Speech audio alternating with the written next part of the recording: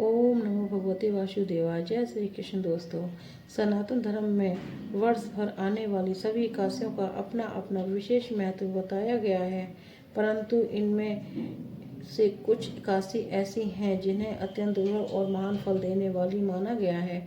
उन्हीं में से एक है पाप मोचनी एकादशी। जैसा कि इसके नाम से ही स्पष्ट होता है, पाप मोचनी अर्थात वो दिव्य तिथि जो मनुष्य के जीवन में किए गए समस्त पापों को नष्ट करने वाली मानी जाती है। शास्त्रों में कहा गया है कि मनुष्य अपने जीवन में जाने अनजाने अनेक प्रकार के पाप कर बैठता है, कभी क्रोध में, कभी लोभ में, कभी मोह में और कभी अज्ञानतावश। ऐसे कर्म हो जाते हैं जिनका भार आत्मा को लंबे समय तक उठाना पड़ता है। यही पाप धीरे धीरे मनुष्य के जीवन में दुख, कष्ट और बाधाओं का कारण बनते हैं। लेकिन भगवान विष्णु की असीम कृपा से वर्ष में एक ऐसा पावन दिन आता है जब सच्चे मन से किए गया व्रत और भक्ति इन पापों को मिटाने की शक्ति रखता है, और वही दिव्य दिन है चैत्र मास के कृष्ण पक्ष की पाप मोचनी एकादशी। भक्तों, शास्त्रों में कहा गया है कि पाप मोचनी एकादशी की इस पावन कथा को श्रद्धा और भक्ति भाव से सुनने मात्र से ही मनुष्य के अनेक जन्मों के पाप नष्ट हो जाते हैं। इसलिए इस दिव्य कथा को अंत तक अवश्य सुने और भगवान श्री कृष्ण की असीम कृपा के साक्षी बने।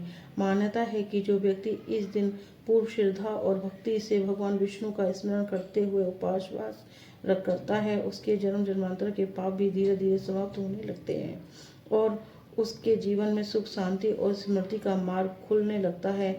ऐसा कहा जाता है कि इस दिन भगवान विष्णु अपने भक्तों पर विशेष कृपा करते हैं और सच्चे मन से की गई प्रार्थना अवश्य सुनते हैं।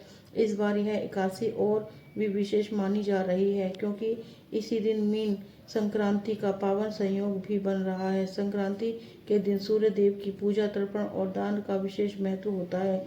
इसलिए यह दिन साधारण जप, तप और पुण्य अर्जित करने के लिए अत्यंत शुभ माना गया है। वर्ष 2026 में पाप मोचनी एकादशी 15 मार्च रविवार को मनाई जाएगी। भक्तों, इस बार एकादशी तिथि 2 दिन में पड़ रही है, इसलिए बहुत से लोग के मन में यह प्रश्न उठ रहा है कि व्रत किस दिन रखना चाहिए।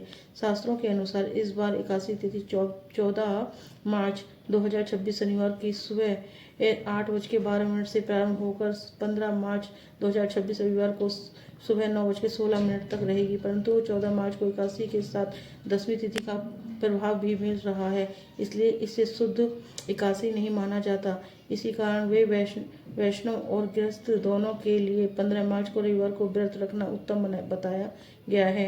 इस दिन ब्रह्म मुहूर्त लगभग सुबह 5 बजे के आसपास माना गया है, इसलिए भक्तों को प्रातः जल्दी उठकर स्नान करना चाहिए, घर के मंदिर में दीपक जलाकर भगवान विष्णु का स्मरण करना चाहिए और तुलसी के पत्तों के साथ उन्हें फल, फूल और निवेद्य अर्पित करना चाहिए। दिन भर मन को शांत रखते हुए क्रोध, छल, कपट और नकारात्मक विचारों से दूर रहकर केवल भगवान का नाम जपना चाहिए। लेकिन भक्तों, इस बार एक विशेष नियम भी बताया गया है क्योंकि यह एकादशी रविवार के दिन पड़ रहा है, इसलिए इस दिन तुलसी माता को जल अर्पित नहीं किया जाता।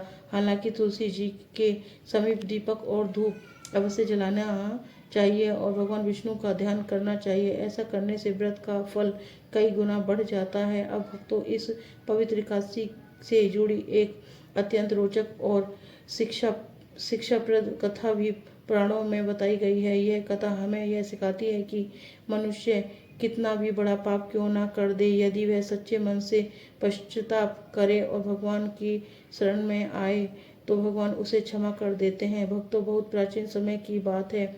उस समय पृथ्वी पर अनेक महान ऋषि मुनि तपस्या करके धर्म और ज्ञान की ज्योति फैलाते थे।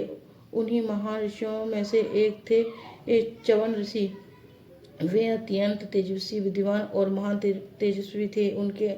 उनके आश्रम में सदैव वेदों का पाठ, यज्ञ और तपस्या का वातावरण बना रहता था। च्यवन ऋषि का एक पुत्र था जिनका नाम था मेधावी। मेधावी बचपन से ही अत्यंत बुद्धिमान, शांत और धर्मपरायण था। उसे संसार के भौतिक सुखों में कोई रुचि नहीं थी। उसका मन केवल भगवान की भक्ति और तपस्या में लगता था। जब वह थोड़ा बड़ा हुआ तो उसने अपने पिता की अनुमति लेकर वन में जाकर कठोर तपस्या करने का निश्चय किया। मेधावी ऋषि एक घने और शांत वन में चले गए। वहां चारों ओर ऊंचाइयों, वृक्ष, बहती हुई निर्मल नदियां और पक्षियों का मधुर कलरव था। उस पवित्र वातावरण में उन्होंने एक स्थान चुनकर तपस्या आरंभ कर दी। वे दिन रात भगवान विष्णु का ध्यान करते, मंत्रों का जाप करते और कई कई दिनों तक अन्न जल का त्याग करके साधना में लीन रहते। धीरे धीरे उनकी तपस्या इतनी कठोर हो गई कि उन्हें शरीर से तेज निकलने लगा और पूरे वन में एक अद्भुत देवता फैल गई। उनकी तपस्या की चर्चा धीरे धीरे देवलोक तक पहुंचने लगी। देवता भी उनके तप से प्रभाव से आश्चर्यचकित थे।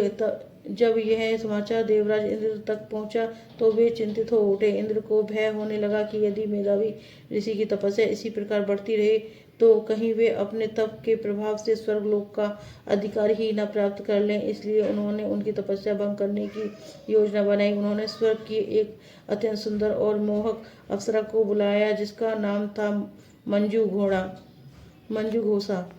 घोषा अपनी अद्भुत सुंदरता और मधुर स्वर के लिए पूरे स्वर्ग में प्रसिद्ध थी। इंद्र ने उसे आदेश दिया कि वह पृथ्वी पर जाकर किसी भी प्रकार मेधावी ऋषि के तपस्या को भंग कर दे। इंद्र की आज्ञा पाकर मंदुघोषा पृथ्वी लोक की ओर चल पड़ी।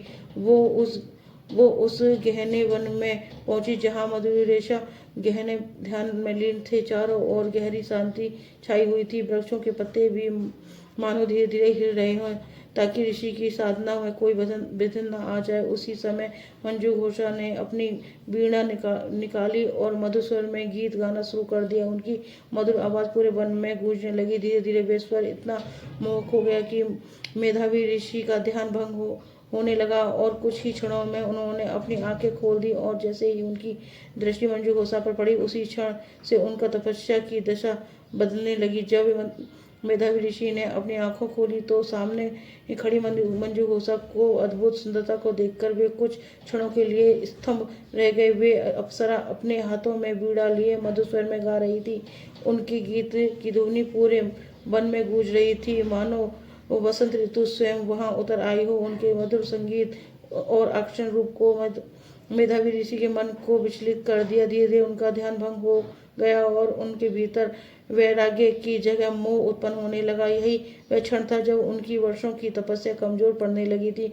मंजू घोषा भी अपने उद्देश्य को समझते हुए वहीं रहने लगी। समय धीरे धीरे बीतने लगा। दिन बीते, महीने बीते और महीने वर्षों में बदल गए। कहा जाता है कि 57 वर्षों पर मेधावी ऋषि मंजू घोषा के साथ उसी वन में रहते रहे और उन्हें यह आभास भी नहीं हुआ कि इतना लंबा समय बीत चुका है। एक दिन अचानक जैसे किसी ने उनके अंतःकरण को झिझोड़ते कहा दिया कि मन में वैराग्य जगा और उन्हें अपनी तपस्या याद आ गई। उन्होंने चारों ओर देखा और मन ही मन सोचने लगे कि क्या कर रहा हूँ, मेरी साधना का क्या हुआ। मैंने तो भगवान की प्राप्ति के लिए यह मार्ग चुना था, फिर मैं इस मोह में कैसे फंस गया। जब उन्हें अपनी भूल का एहसास हुआ तो उनके हृदय में गहरा पश्चाताप भर गया। क्रोध और दुख से उनका मन व्याकुल हो उठा। उसी क्रोध में उन्होंने मंजू घोषा की ओर देखा और बोले, हे अप्सरा, तुमने मेरी तपस्या भंग कर दी और मुझे भक्ति मार्ग से भटका दिया, इसलिए मैं तुम्हें श्राप देता हूँ कि तुम्हें पिशाचिनी बन जाओ। मेधावी ऋषि के मुख से श्राप सुनते ही मंजू घोषा भय से कांप उठी। उसका चेहरा पीला पड़ गया। वह तुरंत ऋषि के चरणों में गिर पड़ी और करुण स्वर में बोली, हे महर्षि, मुझ पर दया कर कीजिए। मैं तो देवराज इंद्र की आज्ञा से यहाँ आई थी। मैंने जानबूझकर आपको कष्ट नहीं दिया। यदि मुझसे कोई अपराध हुआ हो तो कृपया मुझसे क्षमा कर दीजिए और मुझे इस श्राप से मुक्ति पाने की कोई उपाय बताइए। मंजू घोषा की विनती सुनकर मेधावी ऋषि का क्रोध धीरे धीरे शांत होने लगा। उनके हृदय में दया जागी और उन्होंने कुछ क्षण ध्यान किया। फिर शांत स्वर में बोले, हे मंजू घोषा, अब जो श्राप मेरे मुख से निकल चुका है वह व्यर्थ नहीं जा सकता, लेकिन मैं तुम्हें एक उपाय बताता हूँ। यदि तुम चैत्र मास की कृष्ण पक्ष की पाप मोचनी एकादशी का व्रत श्रद्धा और भक्ति से करोगी तो इस श्राप से मुक्त हो जाओगे। ऋषि के मुख से यह वचन सुनकर मंजू घोषा की आशा की एक किरण दिखाई दी। उन्होंने मन ही मन संकल्प लिया कि वह पूरी श्रद्धा से इस व्रत को करेंगी। जब वह समय आया तो उन्होंने पवित्र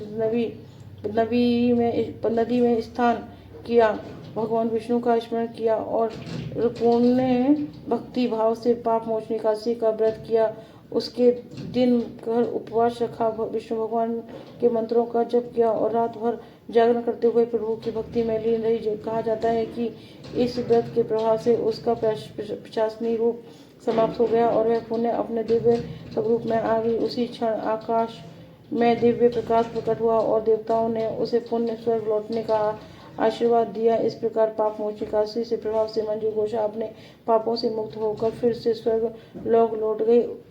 उधर मेधावी ऋषि को भी अपनी भूल का गहरा पछतावा था। वे अपने पिता च्यवन ऋषि के पास गए और सारी घटना उन्हें बताई। च्यवन ऋषि ने अपने पुत्र को समझाते हुए कहा, पुत्र मोह और माया संसार का स्वभाव है, परंतु जो व्यक्ति अपनी भूल को पहचान कर भगवान की शरण में चला जाए उसके पाप भी नष्ट हो जाते हैं।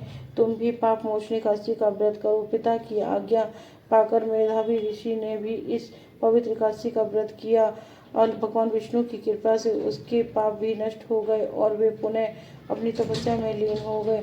भक्तों, इस कथा से हमें यह शिक्षा मिलती है कि मनुष्य चाहे कितना भी बड़ा पाप क्यों ना कर ले, यदि वह सच्चे मन से पश्चाताप करे और भगवान की शरण में आ जाए, भगवान उसे अवश्य क्षमा कर देते हैं। पाप मोचनी एकादशी का व्रत हमें यही संदेश देता है कि भक्ति, श्रद्धा और सच्चे मन से किया गया व्रत मनुष्य के जीवन को पवित्र बना सकता है। प्रेम से बोलिए जय श्री हरि विष्णु। तो भक्तों, यह थी पाप मोचनी एकादशी की पवित्र और प्रेरणादायक कथा। यदि आपको अपने जीवन के पापों से मुक्ति पाना चाहते हैं तो इस दिन भगवान विष्णु का स्मरण करें, व्रत रखें और भक्ति भाव से उनका नाम जाप करें। भगवान की कृपा से आपके जीवन में भी सुख, शांति और समृद्धि का मार्ग अवश्य खुलेगा। अगर आपको यह पावन कथा अच्छी लगी हो तो इसे लाइक करें और परिवार और मित्रों के साथ शेयर करें और ऐसी ही भक्ति और ज्ञान की से भरपूर कथाएं सुनने के लिए चैनल को